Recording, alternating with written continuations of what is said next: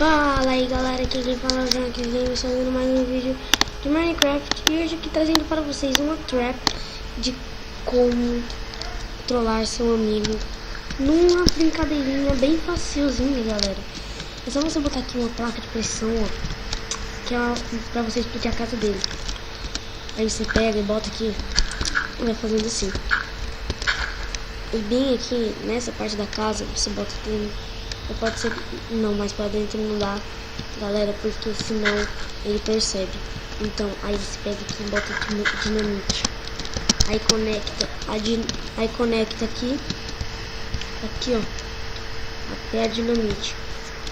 Aí quando ele abrir, aí você tampa com alguma coisa. Por mim você tampa com terra, né, galera? Que aí ele não vai se apertar muito. E podem fazer isso em outros biomas também. Super plano, pode ser super plano customizado. Na verdade nem é biomas, é só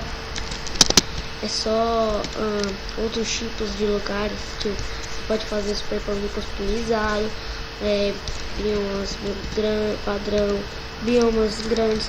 Então galera, aí quando ele chegar na casa dele, eu acho que eu não conectei a redstone direito, mas vamos ver. Deixa eu ver. Galera, eu não conectei a redstone direito. Eu tinha que conectar melhor, né? Pera. A redstone.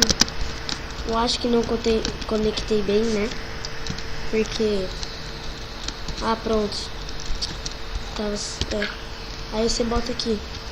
Aí você bota uma dinamite. Se você quiser, bota... Aí você pode botar outra bem aqui. Aí você tampa aqui, ó. Você tampa com terra. Aí você pega aqui.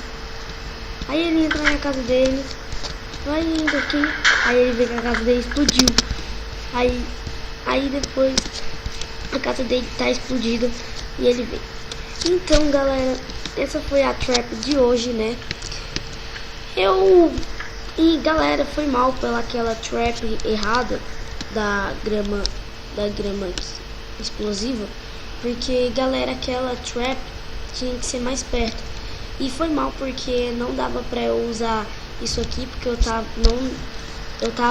eu não conseguia mais botar, porque